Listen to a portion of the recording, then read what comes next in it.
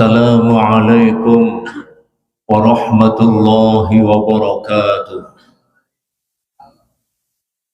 Falillahil hamdu rabbis samawati wa rabbil ardi rabbil alamin. Wa ilahukum ilahum wahid.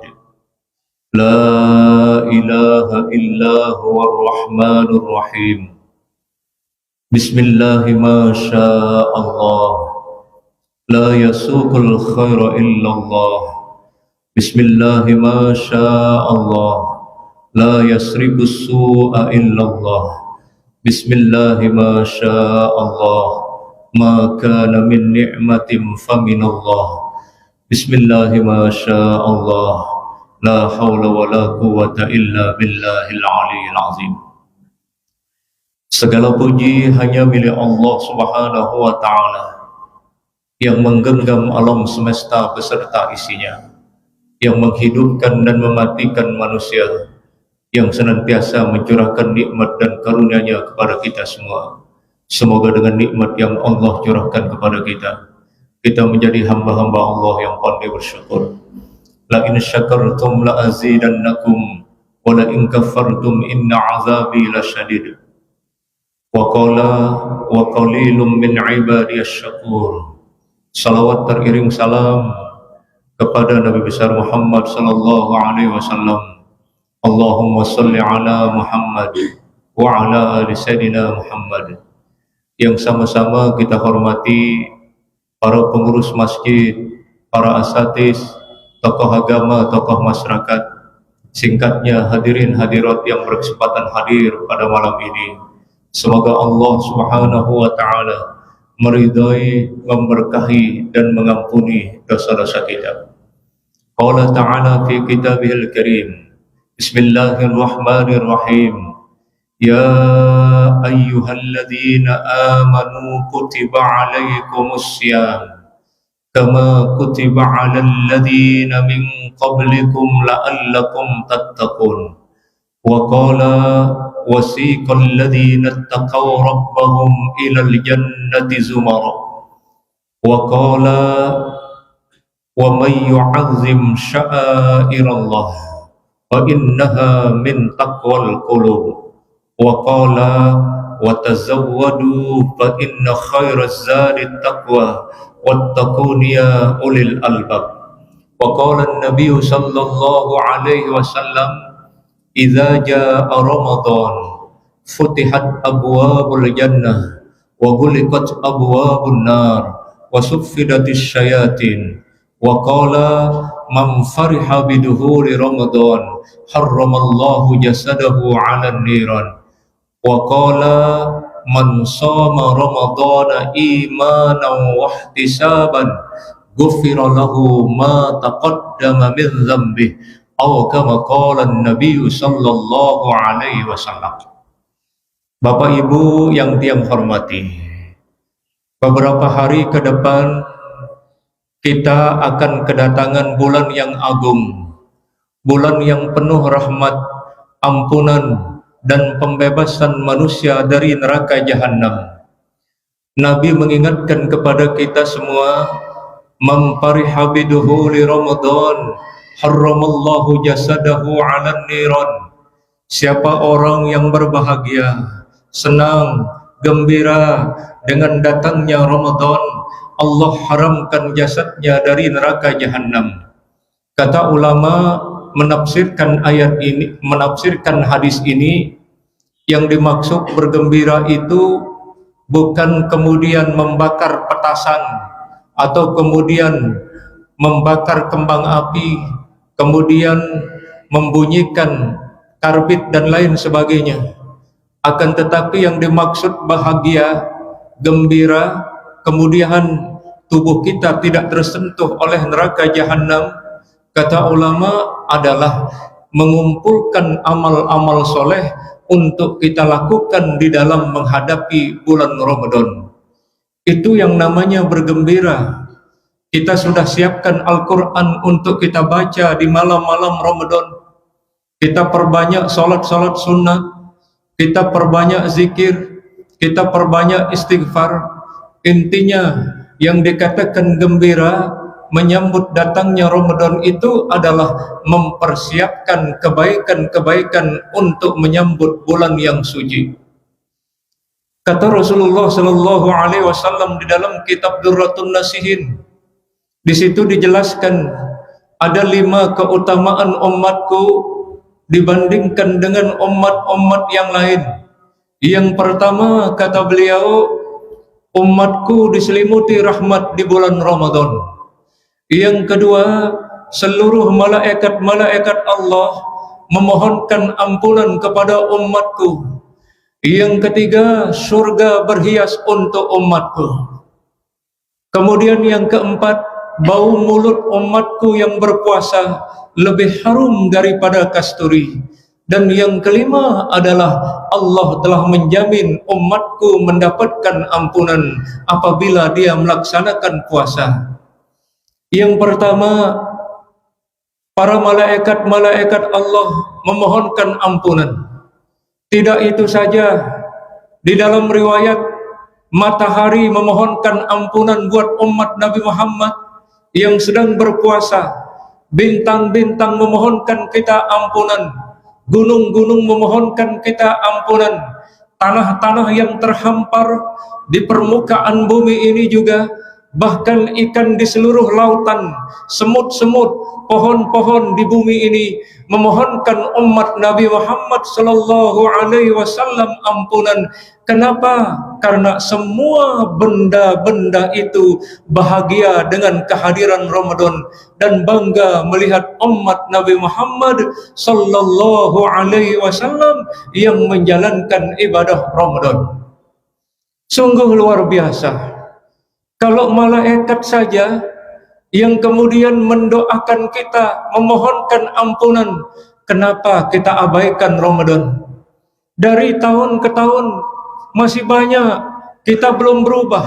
Contoh, di saat sholat tarawih, malam pertama masih penuh, kedua, ketiga, keempat, kelima, keenam, ketujuh, kedelapan, 9, 10 masih penuh.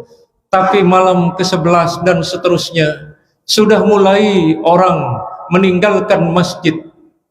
Kenapa? Ada yang salah dengan kita.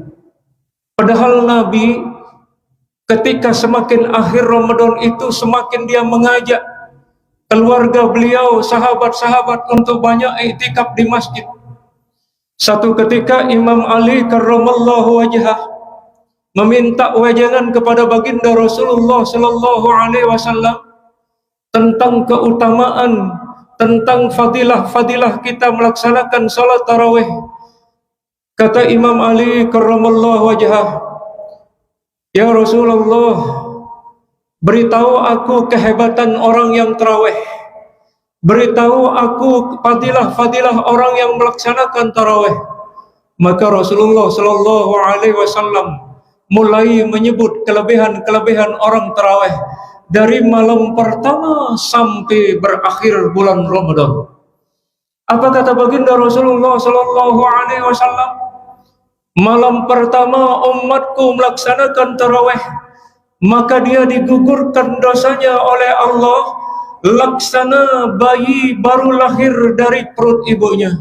Coba bayangkan, kayaumin waladathu ummuh, laksana bayi yang baru dilahirkan. Tentu kita menyadari setiap bayi yang lahir dalam keadaan suci, kullu mauludin yuladu 'alal fitrah, setiap bayi lahir dalam keadaan suci. Bagi orang yang melaksanakan salat tarawih di malam pertama, Allah akan berikan kelebihan. Dia akan digugurkan dosanya oleh Allah laksana seperti bayi-bayi yang baru lahir. Bagaimana buktinya? Nabi mengingatkan kita dalam sabdanya, "Man shoma ramadhana imanan wa ihtisaban, ghufira lahu ma taqaddama min dzambih." Siapa orang yang berpuasa di bulan Ramadan dengan penuh keimanan dan keyakinan kepada Allah Subhanahu wa taala, maka Allah Subhanahu wa taala mengampuni segala dosanya yang telah lalu. Itu sebabnya malam pertama tarawih itu sinkron dengan hadis Nabi. Lalu malam yang kedua, Sayyidina Ali karramallahu wajhah bertanya, "Ya Rasulullah, bagaimana ganjaran orang tarawih di malam kedua?" Di malam kedua kita tarawih itu kita mendapatkan ampunan dan kedua orang tua kita. Sungguh luar biasa. Bapak yang tarawih, kemudian ibu bapak kita sudah tiada, dia sudah meninggal dunia, maka pahala tarawih pelunggu di malam kedua itu Allah alirkan juga kepada ibu bapak kita yang telah tiada. Ini keagungan.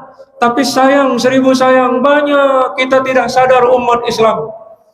Ini sholat sunnah tarawih 1 kali setahun, tapi banyak kita meninggalkannya. Kita lebih banyak duduk-duduk di tempat keramaian. Padahal tarawih itu merupakan rahmat terbesar untuk melaksanakan sholat sunnah. Ini dikaruniai oleh Allah. Bayangkan dari malam pertama sampai malam terakhir itu banyak keagungan-keagungan yang dititipkan oleh Allah. Kalau ini kita tidak sambut, kalau ini kita tidak laksanakan, berarti kita telah rugi mendapatkan anugerah hidangan dari Allah yang begitu istimewa. Lalu bagaimana malam yang ketiga? Malam yang ketiga kata baginda Rasulullah sallallahu alaihi wasallam, malaikat berseru dari bawah arsy mengumumkan kepada orang-orang yang beriman. Apa kata malaikat dari bawah arsy? Wahai orang-orang yang beriman, ini malam-malam ketiga di mana Allah mengumumkan pada kalian bahwa dosa-dosa kalian diampuni oleh Allah Subhanahu wa taala. Ini malaikat berseru, dan segeralah kalian malam ini untuk memperbanyak amal-amal soleh kalian. Ini seruan malaikat dari bawah arsy mengumandangkan kepada kita bahwa malaikat itu memberitahu kita bahwa malam ini dosa-dosa kalian diampuni, perbanyak amal-amal soleh. Lalu kita tidak sambut seruan itu, maka kita menjadi orang-orang yang benar-benar celaka, di mana Allah memberikan kita 1 bulan yang penuh dengan keberkahan, penuh dengan rahmat Allah. Lalu yang keempat, Nabi bercerita pada malam keempat itu orang tarawih laksana dia menghatamkan 4 kitab terdahulu. Kitab Injil, kitab Taurat, kitab Zabur, dan Suhuf. Jadi artinya kalau Bapak Ibu malam keempat itu sama halnya telah menghatamkan 4 kitab itu.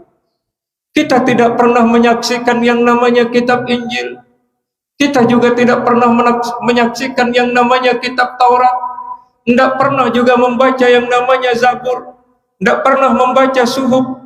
Tapi begitu istimewanya malam-malam tarawih itu, sehingga malam keempat kata baginda Rasulullah sallallahu alaihi wasallam, laksana kalian itu menghatamkan 4 kitab dan mendapatkan pahala orang-orang terdahulu yang pernah menamatkan 4 kitab ini. Lalu malam yang kelima, kata Nabi Muhammad sallallahu alaihi wasallam, "Ya Ali, tahukah engkau kemuliaan malam kelima?" Malam kelima pelungguh tarawih itu laksana pelungguh sedang sholat di Masjidil Haram. Allahu Akbar walillahil hamd. Semua umat Islam pasti menginginkan untuk bisa ke Mekah. Semua umat Islam pasti menginginkan untuk bisa ke Masjid Nabawi. Apa keutamaan Masjidil Haram? Sehingga di malam yang kelima itu, orang yang tarawih di malam kelima itu laksana dia sedang sholat di Masjidil Haram. Kata Nabi, siapa yang sholat 1 kali di Masjidil Haram, sama halnya dia sholat 100.000 kali di tempat yang lain. Allah di dalam Al-Quran surat Al-Fat menyebutkan tentang kemuliaan, tentang keagungan yang namanya Masjidil Haram. La tadkhulunnal Masjidil Haram insya'allahu aminin. Orang yang masuk di Masjidil Haram insya Allah dijamin aman. Aman jiwa raganya, bahagia dunia akhirat. Allah memberikan ketenteraman, dan di dalam Masjidil Haram itu setiap orang yang masuk di situ, dalam sebuah riwayat Allah menitipkan 120 rahmat. 60 rahmat bagi orang yang tawaf, 20 rahmat bagi orang yang menatap Ka'bah, 40 rahmat bagi orang yang sholat di makom Ibrahim. Ini ganjaran yang Allah berikan. Ini hikmah yang Allah berikan. Pada malam kelima itu laksana pelungguh sholat di Masjidil Haram. Bagaimana indahnya tarawih di Masjidil Haram. Lautan manusia dari seluruh penjuru dunia, semua dengan satu tujuan. Tarahum ruk'an sujjadan yabtaguna fadlan minallahi wa ridwana simahum fi wujuhihim min atharis sujud. Sama-sama kita ruku, sama-sama sujud, mengharap ridha Allah Subhanahu wa taala. Di situ tumpah ruah manusia. Sampai kalau kita terlambat saja hadir sholat maghrib, maka kita akan bisa di jalan. Saking sesaknya manusia. Dari sore itu jalanan-jalanan penuh di depan Masjidil Haram. Sebegitu luar biasanya giroh orang untuk melaksanakan sholat tarawih. Walaupun ayat-ayat yang dibaca imam panjang-panjang, tapi semakin larut, semakin syahdu, semakin asik, semakin nikmat kita rasakan. Di situ Allah menanamkan ma'lazzatul ibadah, kelezatan di dalam beribadah, dan Allah memberikan zauk, memberikan rasa yang tidak pernah kita rasakan waktu kita di Lombok. Itu keagungan kemuliaan ketika kita sholat tarawih di Masjidil Haram. Nah, malam kelima itu laksana pelungguh melaksanakan sholat di Masjidil Haram. Kalau pelungguh bisa tarawih pada malam-malam itu, jangan lewatkan malam-malam tarawih itu. Dan tarawih itu kan artinya santai. Jangan ngebut-ngebut tarawih kalau pelungguh tidak mampu berdiri duduk. Kan ada 3 pandangan dalam tarawih. Ada yang 8 rakaat tambah witir 3 sah. Itu ada di zaman Nabi Muhammad SAW. Ada yang tarawihnya 20 rakaat plus witir 3 sah. Di zaman Umar bin Abdul Aziz itu 36 rakaat. Yang 8 sah, yang 20 sah, yang 36 sah, yang tidak sah, yang tidak sholat tarawih. Jadi silakan. Mau pilih yang 8, tidak masalah. Mau pilih yang 20, silakan. Kalau mampu 36, silakan. Tidak ada larangan, semua kuat dalilnya, semua sahih dalilnya. Tidak perlu kita saling melirik. Kenapa kamu 8? Kenapa kamu 20? Kenapa kamu 36? Jalankan tarawih itu. Jalankan tarawih itu dengan tulus dan ikhlas. Semua yang 8 benar, yang 20 benar, yang mau 36 juga benar, yang tidak benar, yang tidak mau sholat tarawih. Itu saja. Kemudian di malam ke-6, di malam ke-6 Nabi bercerita, "Ya Ali, tahukah engkau keistimewaan orang yang tarawih di malam ke-6? Malam ke-6 itu laksana pelungguh sedang tawaf bersama malaikat di Baitul Ma'mur." Allahu Akbar.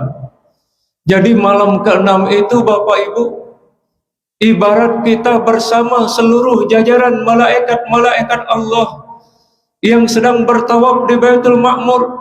Di arsy ada namanya Baitul Ma'mur. Di bumi kita punya Ka'bah, tempat orang-orang bertawaf. Nah, kalau malam ke-6 itu laksana pelungguh sedang bertawaf bersama seluruh jajaran-jajaran malaikat Allah di Baitul Ma'mur. Kita kan nggak pernah menyaksikan Baitul Ma'mur. Kita kan nggak pernah hadir di situ, nggak pernah bersama malaikat. Tapi begitulah kemuliaan malam ke-6. Laksana kita sedang bersama seluruh malaikat-malaikat Allah yang sedang bertawaf di Baitul Ma'mur. Bukan itu saja kata Nabi, tapi seluruh kerikil-kerikil di bumi pada malam itu memohonkan kalian ampunan, memohonkan kalian semua ampunan kepada Allah. Kemudian tanah-tanah, pohon-pohon, air-air, ikan-ikan pada malam itu semuanya juga ikut memohonkan kita ampunan kepada Allah. Itu ternyata istimewanya malam-malam tarawih.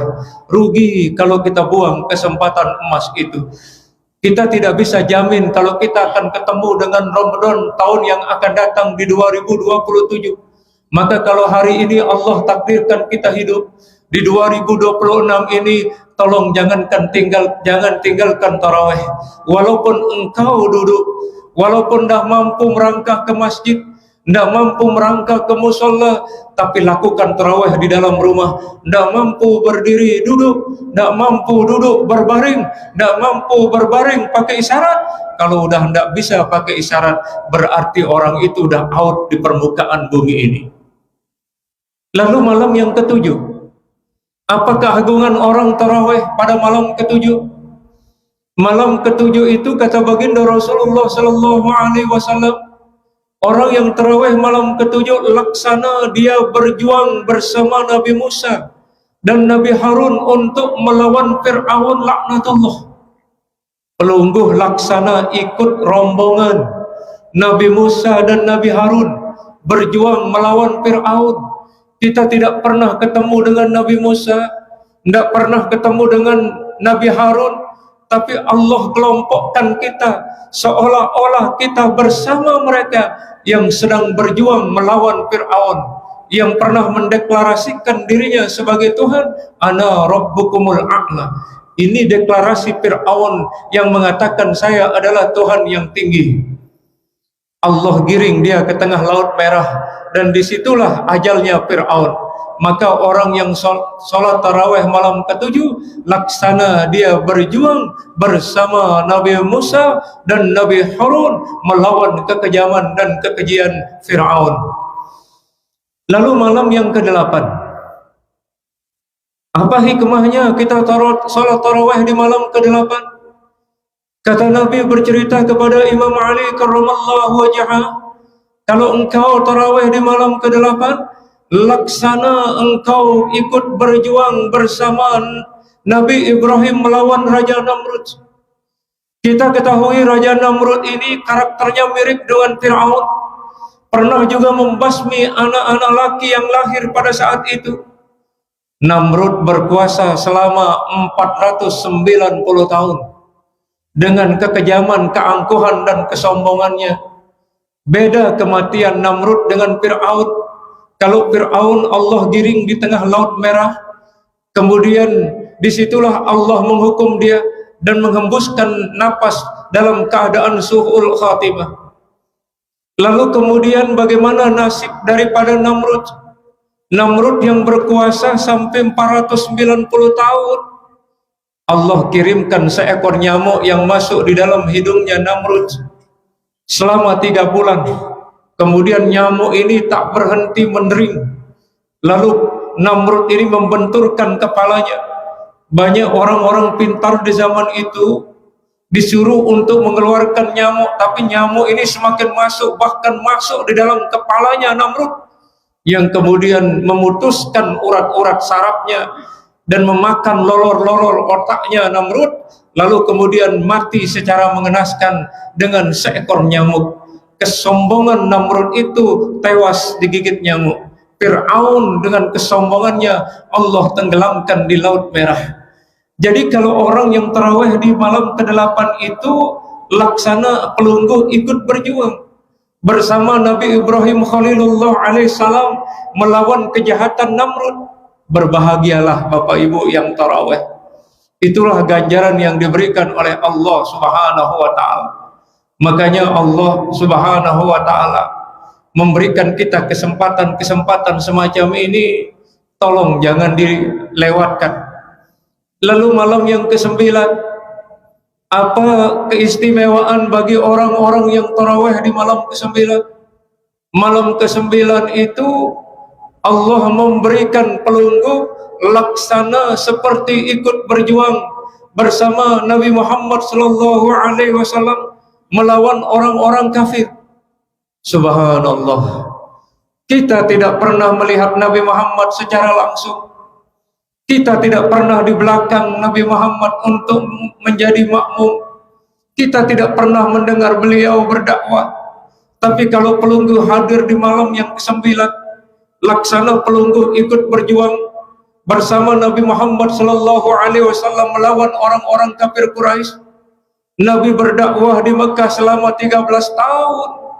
Kemudian di Madinah 10 tahun. 23 tahun beliau berjuang menegakkan kalimat Allah di permukaan bumi ini, mengajarkan orang tentang kebenaran, membebaskan manusia dari kegelapan menuju cahaya. Kalau malam ke-9 pelungguh tarawih, laksana ikut berjuang mendakwahkan ajaran Allah di tengah-tengah kemusyrikan kaum kafir Quraisy, di tengah-tengah kebodohan kaum kafir Quraisy yang menyembah patung-patung. 360 patung mereka sembah. Ada Lata, ada Uzza, ada Manat, ada Hubal, mereka itu sembah. Tapi ketika pelungguh bangkit dan tarawih di malam ke-9, laksana pelungguh berada di barisan baginda Rasulullah sallallahu alaihi wasallam untuk memperjuangkan agama Allah ini. Ini keistimewaan malam-malam tarawih. Makanya banyak orang yang enggan tarawih karena dia tidak tahu padilah-padilah tarawih. Tidak pernah dikupas, hanya dikatakan seremonial saja. Bahkan baru 10 dia dapat, dia sudah bubar. Alasan kakinya kesemutan, alasan kemudian kolesterol, alasan asam urat, lelah macam. Ada juga yang mengomeni imam, imamnya terlalu lambat, imamnya kepanjangan, berbagai alasan. Tapi kembali kepada hati. Kata Nabi, kalau memang hati kita kuat keimanannya, 20 rakaat kita sanggup berdiri. Kenapa antum nonton jangkir 2 jam itu sanggup? Kenapa antum itu nonton rudat sanggup 3 jam? Kenapa antum nonton yang berbau, melanggar aturan-aturan Allah, antum sanggup nganga di depan orang-orang yang berjoget? Tapi giliran engkau dihidangkan rahmat oleh Allah, digugurkan dosa-dosa kalian, diturunkan rahmat, diturunkan keberkahan, dibebaskan kalian dari neraka jahanam, kalian enggan naik ke masjid. Sementara nikmat Allah Anda hirup tiap hari, tiap malam. Mata Allah kita diberikan, telinga kita diberikan, jantung berdetak untuk memompa darah yang mengalir di sekujur tubuh kita. Ginjal kita masih sehat, semua sehat. 1 kali setahun enggan untuk melaksanakan perintah Allah. Inna lillahi wa inna ilaihi raji'un. Kemana kita? Sementara Allah menyeru setiap hari di bulan Ramadan, setiap malam 3 kali. Apa seruan Allah di dalam hadis qudsi? Wahai hamba-hambaku, siapa yang berdoa malam ini, hari ini, doa-doamu ku ijabah, doa-doamu ku terima. Wa idza sa'alaka ibadi anni fa inni qarib ujibu da'watad da'i idza da'an falyastajibu li wal yu'minu bi la'allahum yarsudun. Di dalam ayat ini Allah Subhanahu wa taala mengingatkan kepada kita semua, ya Muhammad, kata Allah, jikalau ada hamba-hambaku bertanya, di mana aku? Katakan aku itu dekat dengan hamba-hambaku. Ayat ini dijawab oleh Allah di dalam surat Qaf, nahnu aqrabu ilaihi min hablil warid. Aku itu, kata Allah, kami itu, kata Allah, aku dekat dengan urat leher kalian. Saking Allah memperkenalkan dirinya kepada kita, Allah katakan dirinya, aku dekat dengan urat leher kalian dan aku mengijabah doa-doa kalian. Begitu Allah memberikan kita kesempatan di mana untayan doa-doa pelunggu didengar, diterima oleh Allah, tapi kau menghadap lain. Keterlaluan kita sebagai manusia seperti ini. Lalu seruan Allah yang kedua, apa kata Allah? Wahai hamba-hambaku, jikalau siang hari engkau beristighfar, malamnya kau beristighfar, istighfarmu aku sambut. Di malam hari kau istighfar, istighfarmu aku sambut. Siang hari engkau istighfar, istighfarmu aku sambut. Allah katakan di dalam surat Ali Imran, wasari'u ila magfiratin min rabbikum wa jannatin 'arduhas samawati wal ard uiddat lil muttaqin. Bersegeralah kalian mohon ampun pada Tuhanmu, surga yang luasnya langit dan bumi diperuntukkan bagi orang-orang yang bertakwa. Allah menyuruh kita segera di bulan Ramadan itu. Allah panggil, di siang hari kita dipanggil, di malam hari kita dipanggil, di sepertiga malam kita dipanggil, subuh pelunggu dipanggil. Untuk apa? Mendapat hidangan ampunan Allah. Tapi sayang kita Bapak Ibu, banyak kita yang nggak mau.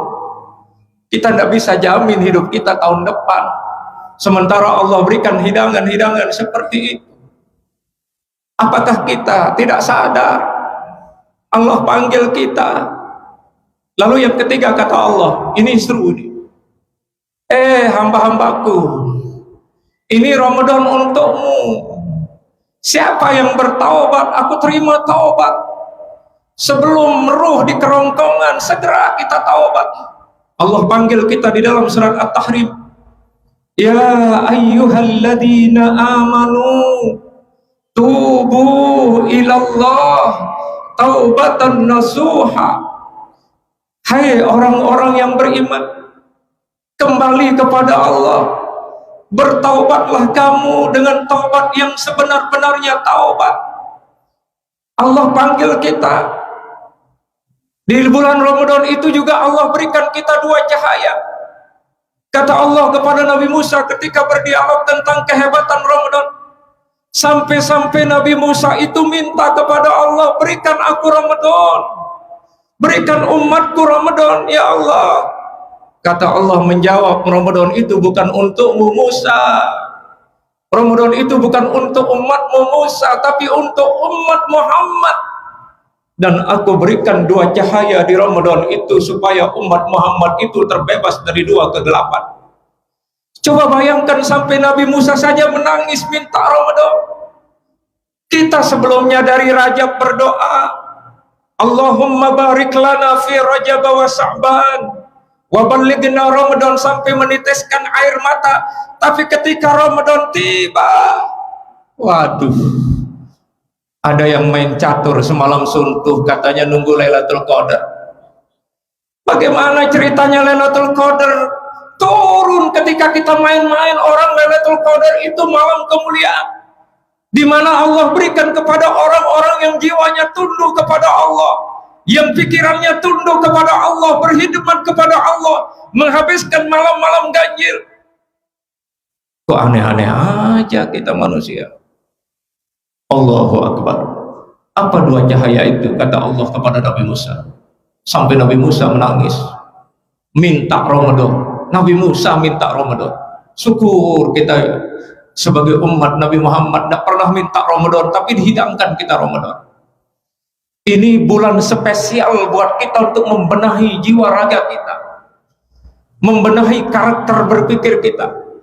Apa dua cahaya itu? Yang pertama adalah Allah berikan cahaya Al-Quran pada bulan Ramadan. Dan seluruh kitab-kitab terdahulu itu diturunkan di malam Ramadan. Kitab Injil malam Ramadan, Taurat Ramadan, Zabur Ramadan, Suhuf Ramadan, Al-Quran Ramadan. Lalu yang kedua, cahaya apa yang Allah berikan? Cahaya Ramadan itu sendiri. Ada ulama menambahkan, ada tiga cahaya Allah berikan di Ramadan. Pertama, cahaya Ramadan itu sendiri. Yang kedua, cahaya Al-Quran di bulan Ramadan. Yang ketiga adalah cahaya Lailatul Qadar. Dan ingat, Lailatul Qadar itu adalah hari rayanya para malaikat. Malaikat dua punya hari raya. Pertama, hari raya malam nisfu Sa'ban. Yang kedua, hari raya malaikat pada malam Lailatul Qadar. Dan Lailatul Qadar ini dulu apa asbabun nuzulnya sehingga diturunkan Lailatul Qadar oleh Allah? Nabi pernah takjub melihat kekuatan kaum Bani Israel. Di situ dia beribadah selama 82 tahun. Dia beribadah siang dan malam. Untuk apa? Beribadah kepada Allah Subhanahu wa taala. Lalu Nabi bermohon kepada Allah, "Ya Allah, berikan aku kekuatan seperti kuatnya beribadah Sam'un al-Ghazi." Ini ada seorang aulia Allah di zaman Nabi Musa kalamullah alaihi salam yang pernah diminta oleh baginda Rasulullah sallallahu alaihi wasallam supaya diberikan kekuatan mampu beribadah sepanjang 82 tahun. Lalu Allah menurunkan Al-Qadar. Inna anzalnahu fi lailatul qadr. Wa ma adraka ma lailatul qadr. Lailatul qadri khairum min alfi syahr. Tanazzalul malaikatu warruhu fiha biidzni rabbihim min kulli salamun hiya hatta matla'il fajr. Allah mengirimkan satu ayat kepada Nabi Muhammad menjawab permintaannya. Ya Muhammad, Lailatul Qadri khairum min alfi syahrin. Ada satu malam yang lebih baik dari 1000 bulan. Malam itu disebut dengan Lailatul Qadar. Kata Allah, ya Muhammad, kalau engkau beribadah pada malam itu, laksana kau beribadah 82 tahun dan mampu mengalahkan kekuatan Sam'un al-Ghazi. Ini hebatnya umat Nabi Muhammad. Satu malam bisa mengalahkan orang yang beribadah full selama 83 tahun. Tidak capek-capek menghabiskan waktu 83 tahun atau 82 tahun. Dan belum tentu kita bisa sampai kepada umur 82 tahun lalu kemudian kita meninggal dunia. Ada satu malam, kata Imam Abu Hamid Hujatul Islam Muhammad bin Muhammad Al-Ghazali At-Tusi di dalam kitab Ihya Ulumuddin, malam-malam itu adalah malam ganjil tanggal 21, 23, 25, 27, itu jatuhnya Lailatul Qadar. Tapi ijma' ulama di dalam tafsir Ibnu Katsir bahwa Lailatul Qadar itu kebiasaan jatuh pada malam 27 Ramadan. Sudah ada waktu Isya? Masya Allah. Belum bisa habis 30 malam tarawih dan belum habis yang 5 Bapak Ibu. Semoga kita semua sehat Bapak Ibu. Jangan tinggalkan tarawih walaupun itu sunnah, karena satu sekali setahun. Di situ Allah banyak memberikan kita keagungan, kelebihan, fadilah. Terima kasih atas segala perhatian. Mohon maaf atas segala kekurangan. Yang pribadi tunas maaf, beli-beli pelunggu. Karena akan masuk bulan Ramadan, kita kosong-kosong. Karena Ramadan bulan yang suci, kita semua juga saling mensucikan, saling mengikhlaskan satu sama lain, saling memaafkan. Karena sebaik-baiknya kita adalah saling memaafkan satu sama lain untuk masuk bulan Ramadan. Jangan lupa di tetangga kiri kanan pelunggu, depan belakang, tolong minta maaf sama mereka sebelum tiba Ramadan. Dan minta maaf pada kawan-kawan kita, saudara-saudara kita yang dekat yang jauh, karena barangkali kita pernah melukai mereka dengan ucapan, tindakan dan lain sebagainya. Maka sebelum tiba Ramadan, kita semua sudah saling memaafkan satu sama lain. Terima kasih. Wa ma taufiqi illa billah. Alaihi tawakkaltu wa ilaihi unib. Wallahu waliyut taufiq. Mari kita tutup perjumpaan kita dengan sama-sama membaca doa kafaratul majelis. Subhanakallahumma wa bihamdika asyhadu an la ilaha illa anta astaghfiruka wa atubu ilaik. Assalamualaikum warahmatullahi wabarakatuh.